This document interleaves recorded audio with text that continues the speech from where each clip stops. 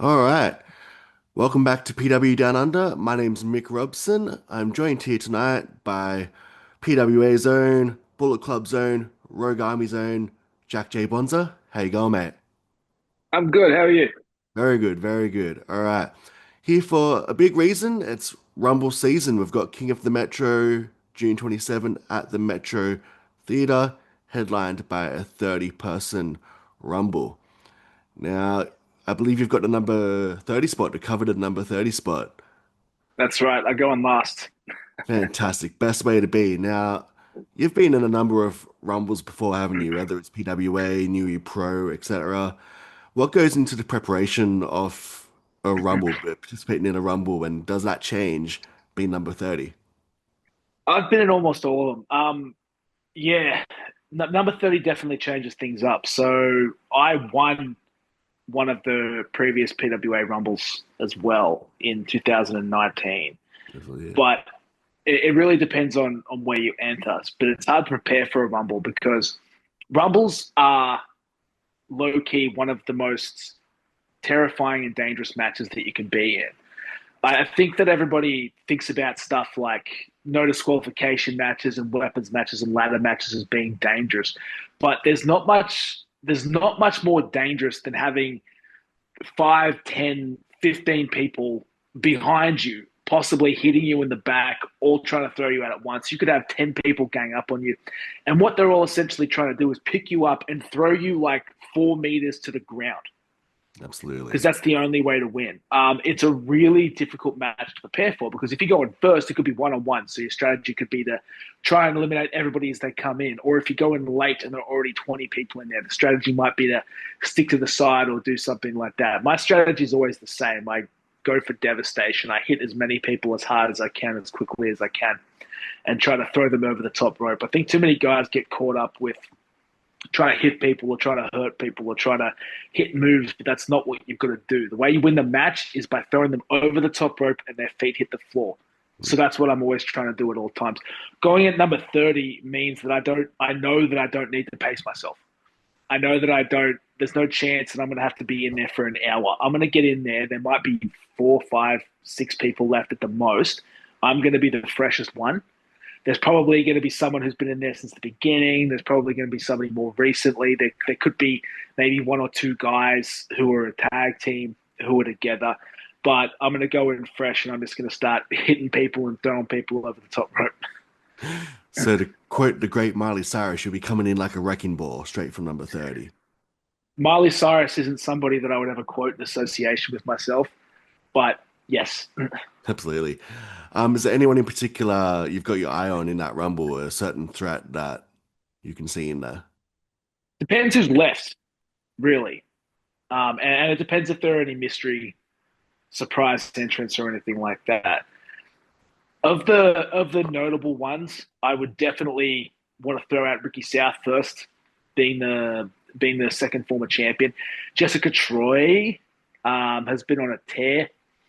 If she ends up in that match, then that's definitely somebody that I'd want to be taken care of as quickly as I can. The Tuck Man, I don't know how I feel about the Tuck Man. See, he's technically part of the Brotherhood, but he's made some comments recently which lead me to believe that he might be a bit of a traitor when it Oh, comes to our stuff. But he's entering at number one as punishment, so it's not very likely that he'll end up at the end of the match. But if he's still around, he and I definitely need to have some words. so he's a traitor to the cause, is what you're saying. I'm not 100% sure. We'll see how it goes. I've got to give him another chance. So, on that, because I was going to get to that later, but since you brought it up, you have had a campaign of Swords of Crusade lately. You want to stop people saying the R word, which I think's very noble. Would you care to elaborate on that? Well, it's one of the last frontiers. Um, you know, it's just it's funny because a lot of the time we'll say, hey, there's discrimination against people with red hair. And people who don't have red hair always laugh or they tease or they do whatever. People who would, for any other cause of discrimination, would be right there at the heart of it. Just laugh. They like to chant the word that they shouldn't be allowed to say. Hmm. but every redhead person knows that it's true. You ask any redhead who's in our audience who sees what we're doing, and there's just that like that nod, that yep, this is real, and and you just know because any kid who goes into high school for the first time, into year seven, who walks in, could not know a single other person in there. They've never met him before.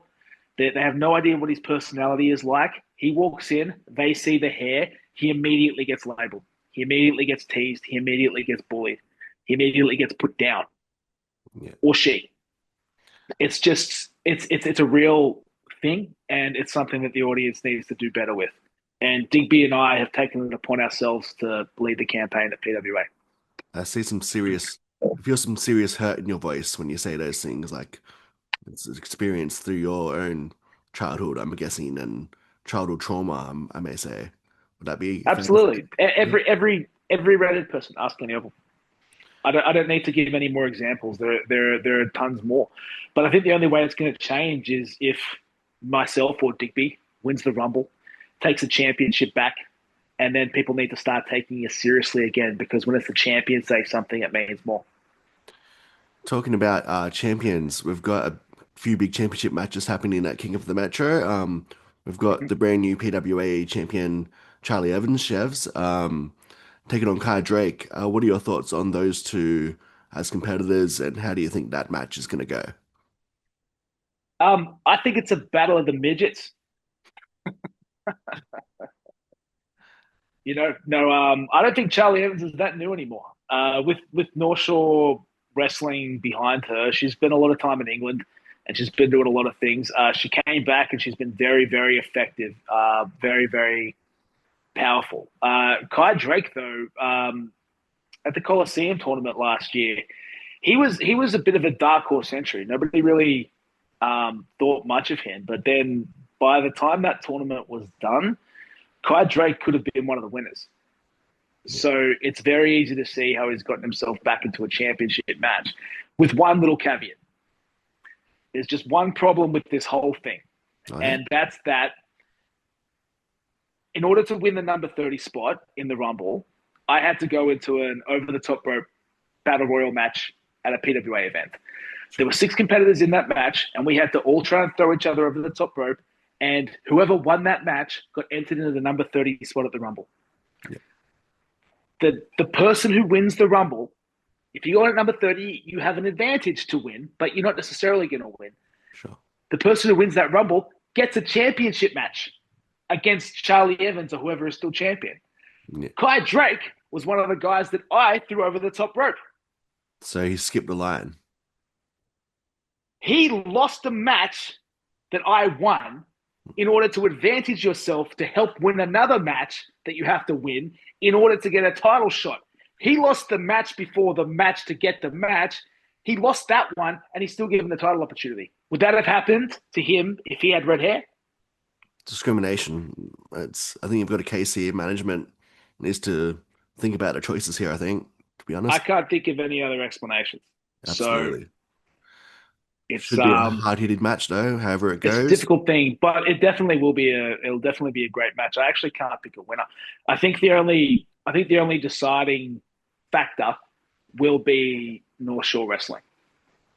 I think Kai Drake's main thing he needs to focus on, besides getting past Charlie Evans, which is going to be difficult enough, I think he also needs to worry about Sam Osborne and Will Keatis in the corner. And that could be the deciding factor. So if he doesn't have a strategy for taking care of them, and Lord knows he's dumb as a stump, so probably won't, I think he might be in some trouble. Also, there's that new member of North Shore Wrestling, Jack Osborne. He could be a factor as well.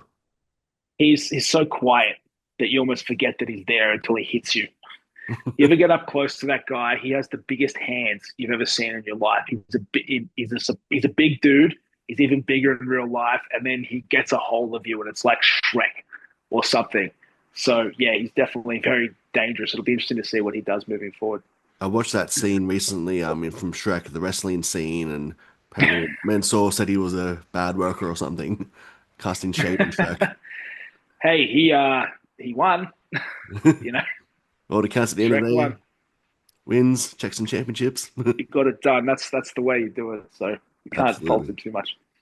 going to other championship matches, we're still sticking with some of the smaller guys apparently on his card, but we've got the Soul of PWA Championship, Robbie Eagles, who's had a death grip on that Soul of PWA Championship for over a year, taking on That's Michael because he keeps Spencer. running to Japan with it. It's Yeah, I difficult don't to know. lose a title when you never defend it because you're never at home. Always on But holidays apparently. he's always on holidays. I mean, it was good to see the Soul of PWA Championship at Wrestle Kingdom held up Mhm. alongside another championship that Yeah, Robbie happened to win that night. So you can't fault him too much. But yeah, hard to lose a title when you're never around to defend it. absolutely. And Michael Spencer challenging for the title. He's predominantly been a tag team guy. How do you see his chances going against the Sniper of the Skies? Well, I see that the only reason he got an opportunity is probably because he doesn't have red hair. Also, didn't have to enter the Rumble. You enter the Rumble, you don't have to challenge Charlie Evans. You could challenge Robbie Eagles, or I suppose, not that it's ever happened before. I think you could probably challenge for the tag team titles too. You get your choice at a championship match if you win that Rumble.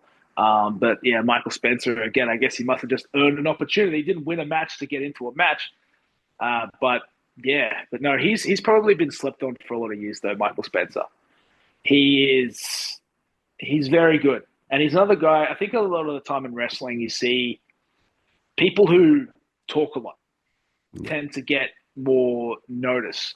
And even when you get the guys who are a bit quieter, but still get the wins and still are effective in the matches, they just don't seem to get looked at as often. Michael Spencer is one of those guys. So I think that, yeah, it'll depend. I mean, Robbie can be kind of a little bit of a cocky prick, really. He sort of obviously thinks very highly of himself all the time. And Michael Spencer's such a quiet guy. He probably accepted the match just because he thought it'd be an easy win, Mm. which might really end up costing him. Could be his downfall. He could overlook Spencer thinking it's a routine filling title defense and slip on a banana peel. Exactly. And I mean, and I don't think it couldn't be any coincidence that MK plus Ultra have both have championship matches at the same time at the same night. So maybe those two guys have a plan Possibly. uh, Well, to do something. and is it possible that they could pull double duty and also work in the Rumble? Just possibly. That's perfectly possible, though. Again, I'd have to put a red flag down on the fact that the guy who got a championship match had just lost the championship match and then gets another shot at a championship match that same night after not having to earn it the same way that I did Mm. on the same Emphasis on red thing. flag. But you've got to keep throwing it out there. But the other thing is too, I mean, if Michael Spencer beats Robbie Eagles might end up in the match. Absolutely. And what a game So changer that could be. it would be. I mean, hopefully Spencer's done enough to put him out of commission, so it wouldn't be too bad. But at the same time, we're still talking battle of the midgets here. Like Robbie Eagles. Robbie Eagles might be good when he can 450 flip and nail somebody's knee and get them to tap out or do whatever they're going to do. But at the end of the day, I could be tapping out all day. He can try to jump to the top rope all he wants. He has to physically pick me up and put me over the top rope. That's Much not easier that's not said than that's done. not easy for somebody who's going to be 40 kilos lighter than me to do. So 100%. we'll see how we go. And I guess lastly for the smaller division, we've got the tag team titles. Velocity's taking on the Black Backslide Girls. How do you see that one Smaller fighting? division. You've had a lot of the Velocities in the past, a lot of experience. How do you You see know, it? I almost think like they shouldn't be talking about weight divisions right now. They should be talking about the redhead division and the non-redhead division. It just feels like one division has to work so much harder than the other division. But yeah, I don't know. I don't know about the velocities with the backslide girls. It's interesting. I think like there's a Bruce Lee quote that I always loved, and he says he doesn't fear the man who's practiced 10,000 kicks one time each. He fears the man who's practiced one kick 10,000 times. Absolutely. When you have the backslide girls who are so confident in what they're doing that they announce it in their name, if they hit a backslide, you can't kick out of it. Nobody's kicked out of it. Yeah, Nobody's done it yet. It's virtually impossible. So the velocities can be all over them, but these experts in backslides just need to catch one backslide once, and the match is over. it just takes three So seconds. it just takes 3 seconds. I think it is the game plan on both sides simply needs to be the velocities need to put them away while avoiding the backslide. So they need to do it as quickly as they can, and they need to do everything they can to dodge that pin. And the backslide girls just need to stick to what's working. They need to stay in control. They need to do what it is that they do, and they need to get that backslide. And that's what Absolutely. it really comes down to. Are they going to get the backslide or they're not going to get the backslide? If they get the backslide, is the other partner going to be able to break it up in time? Yeah. That's really what the whole match is going to come down to. It sounds simple, but it is really an incredibly difficult and complicated thing. So they're champions for a reason. It can be dangerous. That's the old KISS principle. Keep it simple, stupid. They just gotta keep it to what they know. When it works, it works. That's it. Just back to the Rumble match for a second. We've heard a lot from Will Keatis recently, calling out Carl Stefanovic of all people. Recently, Well, hear for a a lot long from Will time, in fact, Canis all the I guess he's time. brought back the If beef. But anybody ever learns to hit a mute button on the Goober report, they need to teach me how to do it. That guy never shuts up. Um, but with Carl Stefanovic, yeah, well, maybe Carl Stefanovic will be one of the people I have to throw over the top rope at the Rumble.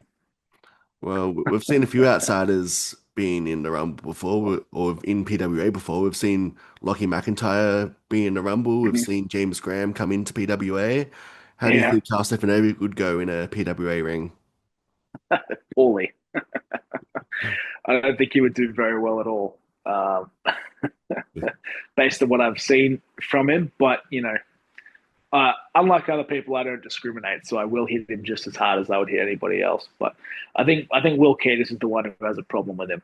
Absolutely. So, but you never know those factors. Like we're talking about stuff with Kai Drake, who has to worry about North Shore Wrestling. What if North Shore Wrestling is trying to interfere and Carl Stefanovic comes out and helps their K Plus Ultra? That's a bit of shock of the century. I think it might surprise him enough that Kai Drake might have an opening. I mean, if Stefanovic comes out, we could hear Rose and Gale on commentary going, "Whose side is he on?" Incredible third man. Oh, Um, Jesus. from that, we've talked enough about other people and other matches. What about yourself? For anyone who might be watching PWA for the first time with King of the Metro or coming to the show for the first time, what can first-time fans expect from Jack Bonza? Uh, they can expect me to win. It's not pretty. I don't feel the need to be nice. I'm there to wrestle. I'm not there to sell merchandise. I'm It's there to make money, and I'm there to help other other gingers, other redheads with the course. Um, and I'm there to become champion in order to help myself do all those things. absolutely sounds good. Obviously, you've got a very hard-hitting style. I don't want to say the word inspiration because I feel like you're a man that wouldn't be inspired by anyone else, especially. But what would be an influence from growing up or training? Any other wrestlers that have sort of influenced you and your style? I've always been I've always been more of a fan of effectiveness than anything else. If it's stupid but it works, it's not stupid. Sure. I've trained under a lot of different people, whether that be Booker T, Mike Quackenbush, Jesse Hernandez, New Japan, Fale, the dojo over there. I've wrestled a lot of different guys, so it's hard to pick down any one particular influence. It's more just the trial and error of what works and what doesn't work. I do like to go and see how a lot of like Kurt Angle would work, or a lot of William Regal or Fit Finley. Yeah. I think people know Finley as the shillelagh guy with Hornswoggle running around, and that's sort of more what he's known as. If you go back and actually watch what he was like in the '90s Old and WCW and '80s, Regal. before then, Yeah. go back to Germany, go back to the UK, the UK stuff. All those British wrestling guys, they knew how to wrestle because they didn't mess around.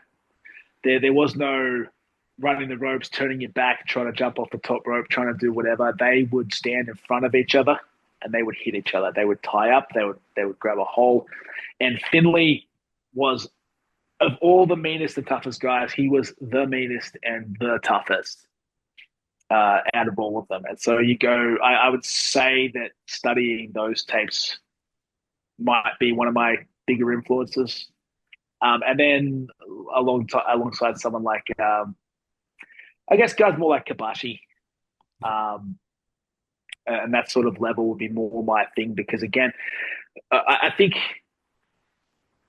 from what I've discovered, the best thing to do is to stay in the middle, keep up a decent defense, be solid, hit people hard, submissions. It's really a difficult thing for people to beat. It's not something you see that often these days. Like everyone wants to fly around, everyone wants to hit the spectacular viral move, but as far as just getting in there and implementing that effectiveness, you don't see it as much.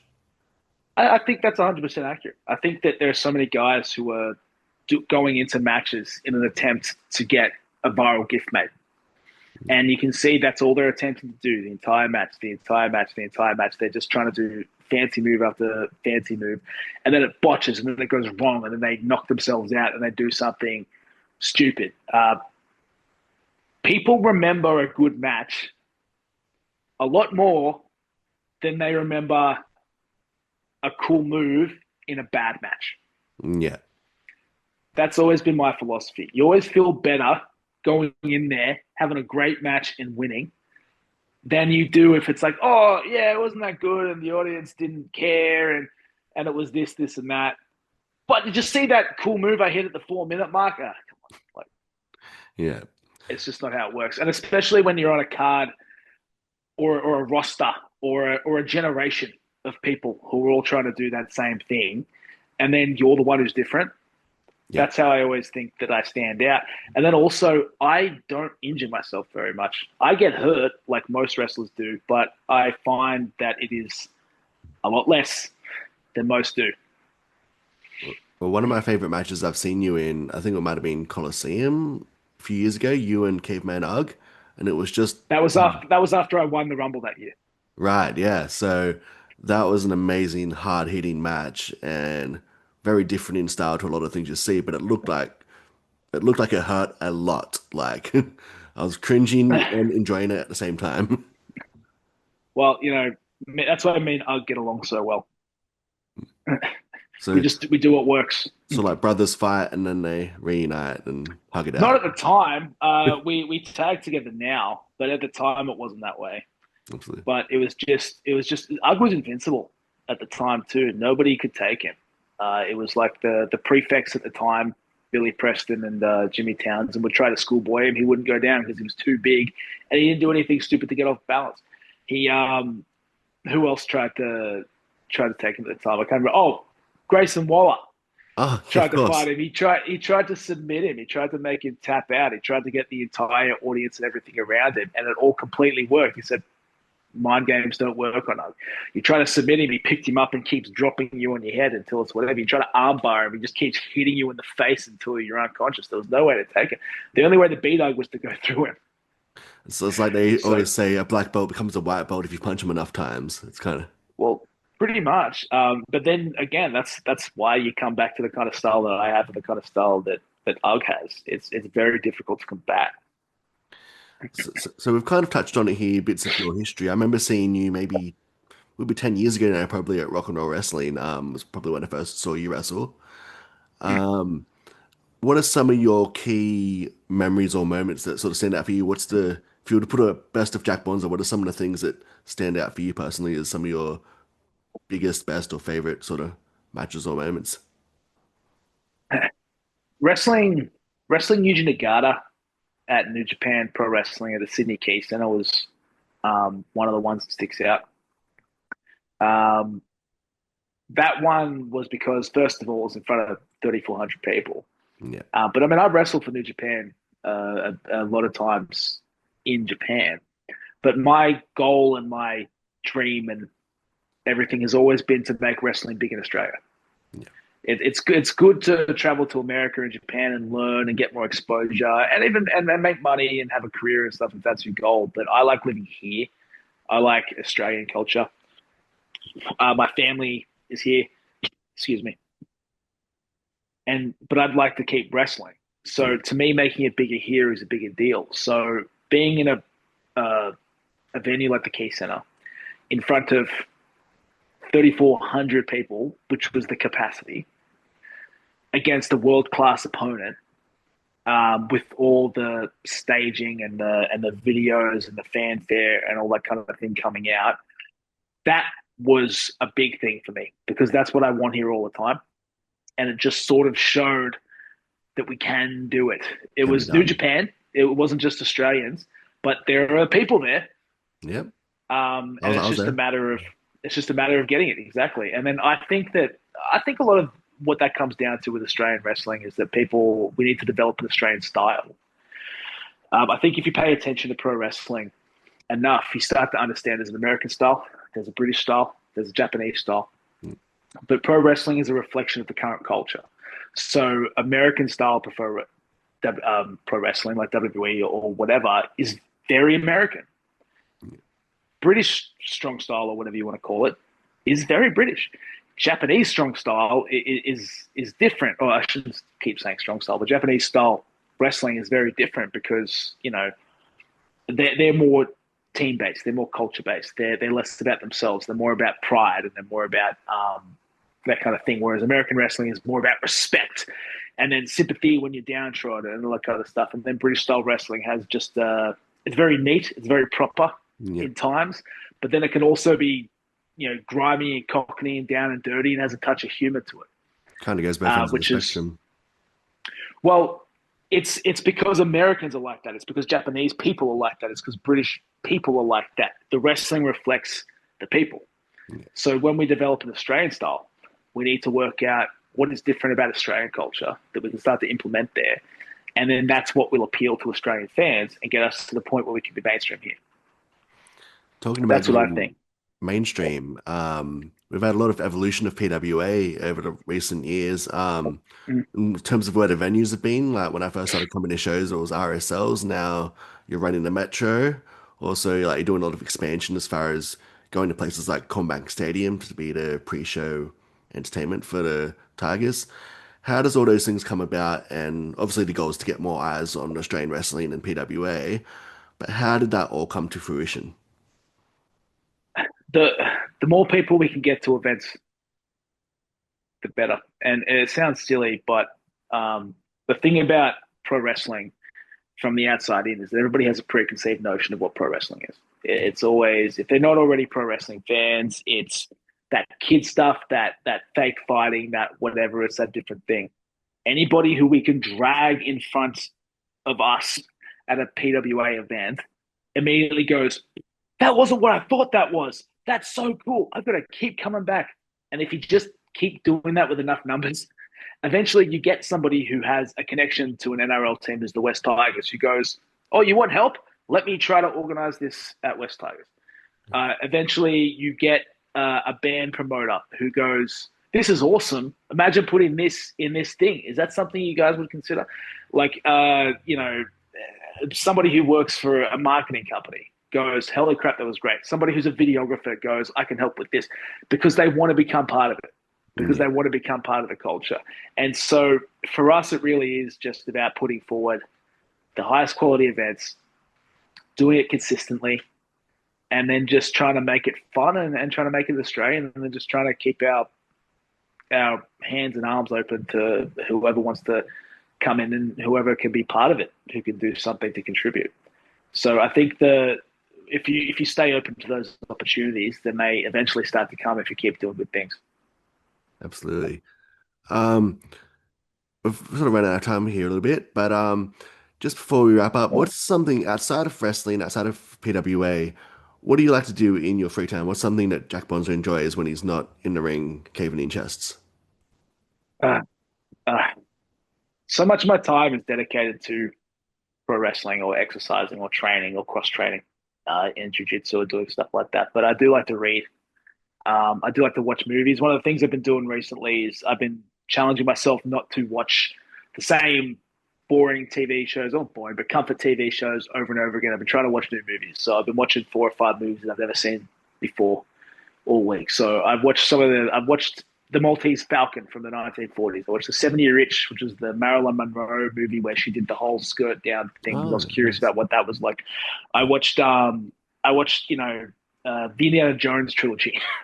Nice. I still need because to I'd watch never that. seen them before. Yeah, oh, that was me too. So I'd Yeah. never seen them before. So I'm like, I should probably see Indiana Jones, at some point so I can understand it. So that's something I've been doing lately a lot in my spare time, and yeah, reading lots of different books and studying and uh, volunteering at the Rural Volunteers Fire Brigade. Oh, Just fantastic. doing lots of stuff like that. So yeah, Yeah. Very busy man, and you keep a big schedule and manage to do a lot. So kudos to you. thank you. And just to sort of wrap up then, on two levels, I'm wondering what future plans are both for you, and also for PWA. So obviously immediate future is the Rumble, but sort of bigger picture beyond that, what do you see both for you and PWA? I mean, for me, currently Digby and I are we're not being secretive. We've sort of touched and started, but we are going to launch a proper campaign to start making a real difference about the discrimination against redheads, the Brotherhood of Redheads Against Negative Ginger abuse are going to be coming back in full swing. So there'll be a range of fundraising activities, public protests, uh, t-shirts coming out soon that you can do a percentage of the profit, which will go toward good causes, and then just really pushing toward ending discrimination, becoming champion to try and get more control, so we can start to eliminate some of the issues that are addressed. And then, yeah, in terms of PWA, I don't know. I'm not really sure what PWA is going to do moving forward. I think that there's going to be some very interesting times coming up, given that WWE are coming at the end of the year. And I think AEW are rumored to come back at some point soon again. That's what they said after the last one. When you've got two major companies like that competing, um, or I shouldn't even say competing, but both trying to visit, that kind of thing just it invites an uproar in pro wrestling. You know, you get more fans who are here who are going and seeing things, who are open to stuff, and there's an opportunity there to take advantage of, whether it be in Perth or whether it be wherever else they end up. And then plus on top of that, you take into account the stuff with the football and all the different festivals and things that we're doing moving forward. So I don't know, it could be a lot of things.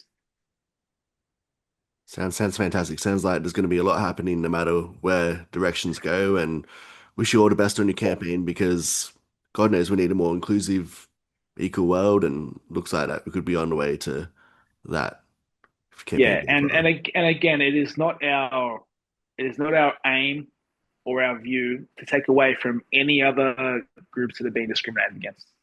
This is not to take away from anybody else who has any other problems. We're just saying that we have one too, Absolutely. and it's something we're trying to move forward. Also, I've recently saw you were on the Chase TV show. Yeah, How did that experience yeah. come about, and how was that? I applied, and they brought me in a couple of weeks later, and then it was on TV a few weeks later. So relatively speaking, it was all pretty quick. Um, yeah, it was easy. It was a great experience. They brought us in. The whole process took 3 or 4 hours. I got some I got some very unfair questions. Who asked trivia questions about the personal lives of rock stars? Like they asked about the lead singer or the guitarist of Bush's ex girlfriend is this form or whatever. I'm like, I could tell you songs by Bush. I don't know anything about who they were dating at any given period of time. But no, other than that, yeah, it was a good experience. It was lots of fun. It was fun seeing Larry Ender, the guy I've been watching on The Price is Right since I was a little kid, Same, yeah. and meeting him in real life. So yeah, that was real cool. It's always good. Again, I mean, that's the whole thing about Australian wrestling is we just need people to know we're here. We need to drag them in front of our shows so we can do it. The more people or wrestlers, to every wrestler out there, the more publicity you can get where you get in front of a camera like the Chase or any other TV thing and say, hi, I'm XYZ. I'm a professional wrestler. Go and look at our pro wrestling locally. The more all of us can collectively start doing that, the better off everyone's going to be. It's all about awareness and brand awareness. Awesome. I love the passion in your voice when you say that. It sort of warms my heart as a fan of Aussie wrestling to see. Criticizing other wrestlers and telling them what to do. It's what I'm passionate about. Sounds good. We are running on our last few minutes of the Zoom thing before it cuts me off because I'm too cheap to pay for Pro. Um, So, just lastly, is there anything you'd want to tell uh, fans, the general audience, before we wrap up? Don't say the word. I've avoided all interview out of respect, and I'll continue to do You so. should avoid it your entire life out of respect. Thank you. Absolutely. Thank you so much for your time, Jack Bonza. I'll see you at King of the Metro, June 27 at the Metro Theatre. Thanks very much for your time and good luck. You're welcome. Thanks.